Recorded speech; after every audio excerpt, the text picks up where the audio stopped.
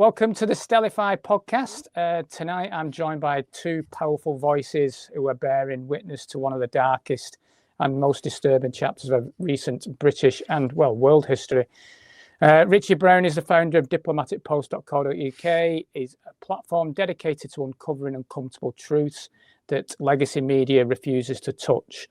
Jacqui Deevoy, one of my good friends, journalist, a documentary producer, the force between the explosive films A Good Death and Playing God, which investigate the disturbing patterns of end-of-life care in NHS hospitals and care homes, and particularly a lot of the issues that were happening, which we're going to discuss in today's podcast. Together, they are shining a spotlight on what many are calling the Midazolam. I'll not say the second word, but we'll talk about that. A coordinated medical protocol that led to untimely deaths of thousands carried out under the radar of mainstream scrutiny. And on this podcast, we'll start by exploring their journalistic work, the questions that still haven't been answered, and the importance of preserving testimony before the truth is buried. This is a vital conversation and one that could save lives, restore dignity, and challenge the systems that continue to fail us. Thanks for coming on, guys. I really appreciate it.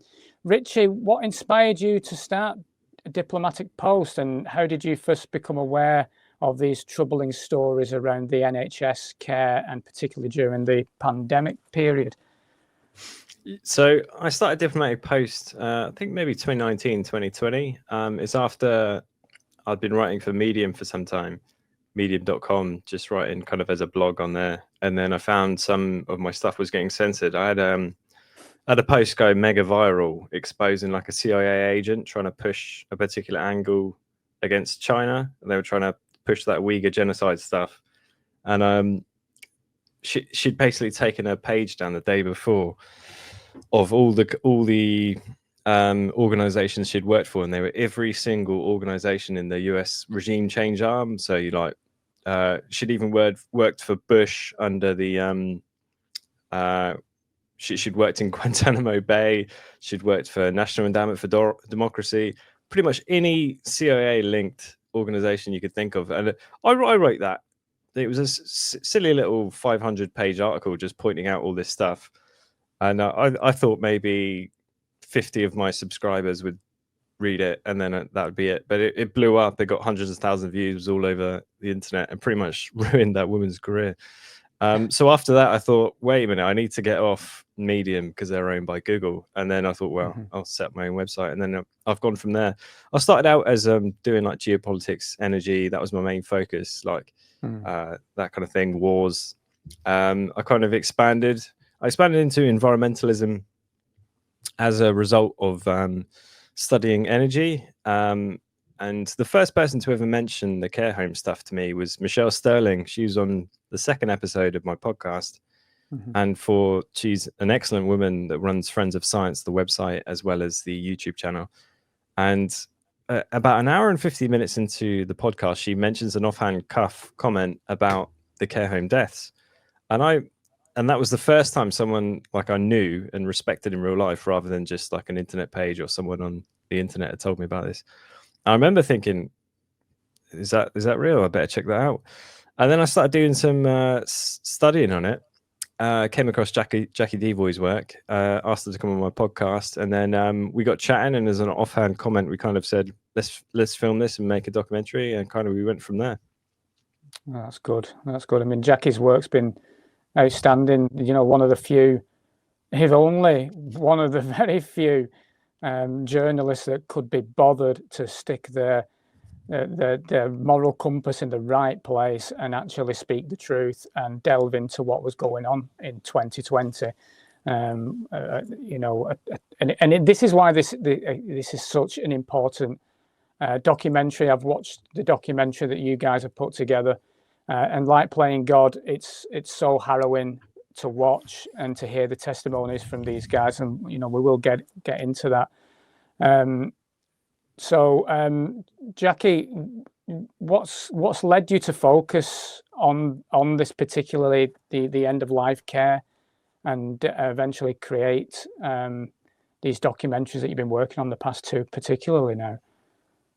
Well, right at the back of back at the start of the pandemic in 2020, we all knew what was going on. Well, most of us did. If you'd watched Event 201, and and had been following what was going on in the world for the few years previous to that, you kind of knew. So when this whole thing started, and I started like just wondering, what's this all about? And then I started to hear stories about what was going on in the care homes. And one man came to me and told me that his dad had been killed in an NHS facility. This was in 2020. And nothing surprises me these days. So most people wouldn't believe that, but I just thought, okay, well, let's have a look. Have you got any evidence? He had all the evidence. He had so much evidence you wouldn't believe. So I thought, okay, right, this is huge. Let's take this to the mainstream. So me and him actually took it to the mainstream. We actually had 2 face-to-face meetings as well with editors of the Mail on Sunday and the Daily Mail, 2 4-hour meetings where they started with these editors just thinking, what is this?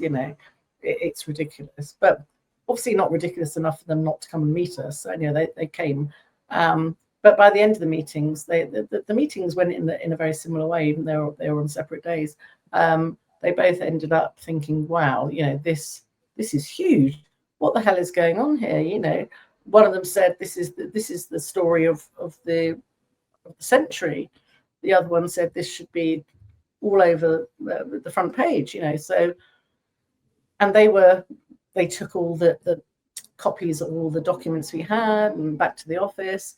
And then over a period of the next couple of months, it just went really, really quiet again. They started making excuses. I think I've spoken to you about this many times. And they just went quiet, basically. And the other editors that I'd approached at the time, there were 28 to start with. They most didn't reply. They didn't respond. So that's how it began for me. But just slightly before that, the reason that guy got in touch with me was because I'd done a podcast with David Icke on December the 9th, 2020, talking to David about what was happening in the care homes, because at this point, the scamdemic had been going on since for 9 months at that point. In that time, my dad had gone into a care home, and I was really personally concerned about what was happening there with DNRs being put on people. And so, and David had a really good idea as well what was going on, just because he knows about this stuff, And so we had this very good, I think it's still on his davidicke.com website, actually. So December the 9th, 2020, our conversation. And that was my first conversation really with anyone about it publicly. And after that, the floodgates opened. Lots of people got in touch with me saying, I think this has happened to my relative, to my mum, my dad, my sister, brother, whatever. And so I started keeping track of all these stories. And I set up a little WhatsApp group so everyone could be in the same group, which kind of turned into a support group very quickly. They're all helping each other and talking about their own experiences. And to start with, there was probably 15, 16 people in the group. And I think in that group now, there's nearly 200 people in that group. And that's not, they're not the only people they've spoken to about this. I've spoken to probably nearly 1,000 people or more about what's happened, but not everyone wants to be in a support group on WhatsApp. So, but all those people in the group, I said to them that I would try and get their stories out if they wanted me to, into the mainstream, not the mainstream, but just publicly. So I've done my best to include people in articles I've written and in films that I've made. So, and in this film, Unseen, we've included 10 families, which is more than we've included in the other films.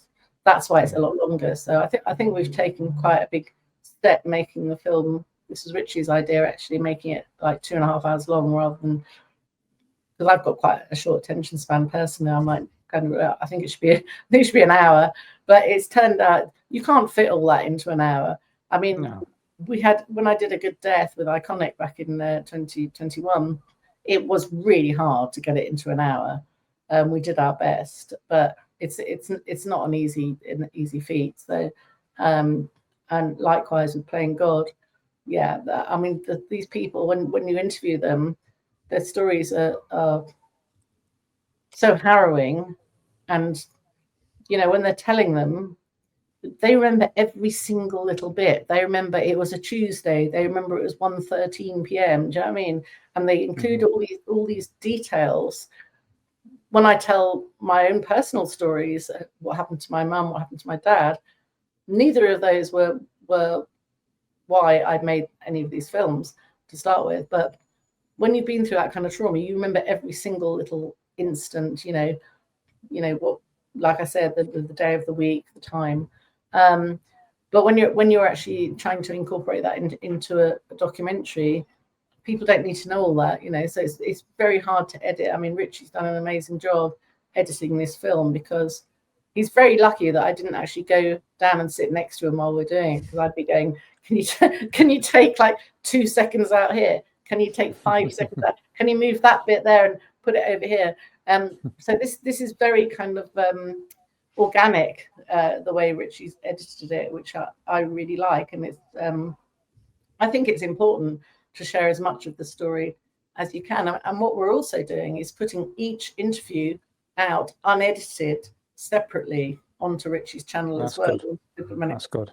So if anyone like watches the documentary and says, oh, I'm more interested in that person's story, they can then look on his YouTube channel, find the story and watch the whole unedited version of the interview.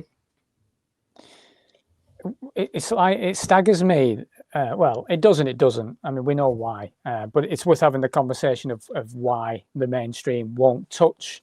You know, these are life stories. These are people's testimonies. These are, you know, the TV, the mainstream media have always loved a good life story in the past. You know, they sell papers with life stories. You know, the people enjoy watching it on the TV. They love Panorama or whatever these programs are.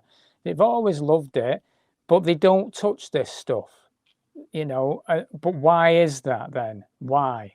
Well, I've just sent our film to Channel 4 the other day, so let's see what they say. I don't know, but why not? You know, I've sent it out to a lot of non-mainstream. I've sent it out to Children's Health Defence in America. I'm hoping UK Column might pick up on it again, like they did with Playing God. I've mentioned it to Iconic. I don't know if they want to platform it. Let's see. But so you know, it is interesting. I didn't actually send the Playing God out to any mainstream channels, because I just thought that they will not run that. But I think possibly with this one, like you say, there are some channels that you think would consider it, but people say, oh, send it to Netflix. It's such a kind of closed thing with Netflix. I think what I found out when I looked into it is that Netflix will only look at films from certain agents.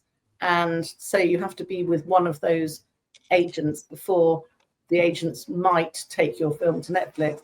But we know, I mean, if you look at Netflix, if you look at the mainstream, it's all set up. You know, they're pushing films. Do you remember back in 2019, all the films that are all over Netflix, like Contagion and Pandemic, and it was like, oh, well, that's funny, isn't it? And they're still pushing, and it's very interesting if you're not a Netflix addict and you just pop on now and again, and you can see straight away the genre of films and programs that they're pushing, and then you can just sit back and go, why are they pushing all those like true crime series or all those dating shows? Or it's quite easy to work out after a while, but people don't want to work it out. People aren't interested in working it out. It's only like little weirdos like us three that like working things out.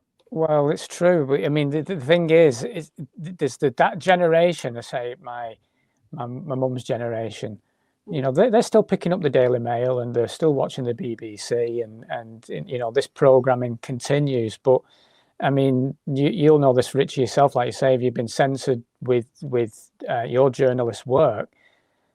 When I were growing up, when I were a lad, you know, if something happened to a neighbour, you go, you want to take that to the papers, because that'll get it all going, won't it? You know what I mean? The papers will have that, and there'll be a scandal. But this is a massive scandal. People are dying because of not just negligence. It's not just negligence, is it? It's worse. It's worse than that in the NHS. And where are the journalists? If you were a proper journalist, and you know, this is not me speaking to you guys, of course, because you are proper journalists. But if any journalist watches this, I'm talking to you. If you're a proper journalist, do some fucking work. Get your heart on your sleeve and do some work. You know, because people are dying and suffering. Yeah, definitely. And the trauma inflicted on these people is something spectacular, because you can't grieve until, you know, if you've witnessed someone be murdered, you can't grieve until that's sorted. But the reason they won't touch it, though, is because the nice guidelines like the NG163 and the NG191, it's like they've created a little organization that you think is separate from the government, but it goes right back to the health secretary of the government. So the organization goes back to the government, and that's where the buck stops. And they've been doing this for however long. On top of it, sort of punches a big hole in the whole COVID narrative that. Yeah, I mean, it's been going on for decades. You know, a lot of people that pop up on my threads on X and stuff say, "Oh, that happened to my uncle back in 1985." You know, so it has been going on. There was a time it was almost kind of it was known about and almost kind of joked about, the Brompton cocktail, which was a combination of drugs that was brought in probably back in the, I can't remember, Richie, you probably know more, in the 1920s or something, at the old Brompton Hospital in London. And it was a mixture of morphine and cocaine and alcohol that they would give to people who were literally dying in agony, and they were in a terrible, terrible way. And they'd give them this concoction of drugs, probably in the form of a little drink or whatever, and it would kill them, basically. It put them out of their misery. And a lot of people would say, well, that's fair enough. I would like that if I was. But what's happened in the last 5 years, and what's happened in 2020 when they ramped up the revival of the Liverpool care pathway, which was abolished in 2014, and then just used it kind of surreptitiously to kill people. This is a very different thing, because the people that were being killed were not end of life. They were not terminally ill, and many of them weren't even old. So it's like, what the hell is going on here? A lot of them were disabled. Some of them had mental health issues. And then, like I was talking to Richie earlier about this, you know, we get onto the subject of organ harvesting, which is another great, big, horrible, deep, nasty rabbit hole that not many people want to go down. But I have been looking into it quite a lot, and I've got an article in the Light this month actually about organ harvesting. So I was talking to Dr. Heidi Klessig. I don't know if you know her, but she's very much worth interviewing, because she's written a book about her experiences as a doctor, and she admits to killing people, which is pretty shocking. So I interviewed her quite recently, actually. Oh, did you? I didn't. Yeah. I read her book. I've been familiar with Dr. Paul Byrne's work, and and I was interested, and I saw Heidi Klessig had a book, so I ordered that, read it through, and then interviewed her. But it's fascinating when you get the whole story when you read the book, because in 1968 they basically had a meeting to come up with brain death in a way to harvest organs. But the thing is so absurd when you read through even their own documents. They're like, well, this is really just a way to get organs, but we'll call this brain death. And they've been having this conversation. They had like an updated guideline thing in 2012, and then 2013, and then 2023. and each time they kind of use coded language to describe, oh, we need to get organs, this kind of thing. They even talk about like motorcyclists being great because of how many organs they provide. Yeah, very absurd. I mean, Heidi's quote to me on a thread, which I used as a headline in an article, the article I wrote for The Light and also for The People's Voice. I think she actually said, I'm guilty of, I'm complicit in murder by dismemberment. So that's what it is. If you take the organs from a person who's not dead, it's called dismemberment. When she said that, I just said, I can't believe you just said that. I mean, the thread is on X. Please, can you message me? You know, and when some of the things she said, I just thought, oh, I can't believe she just said that out loud.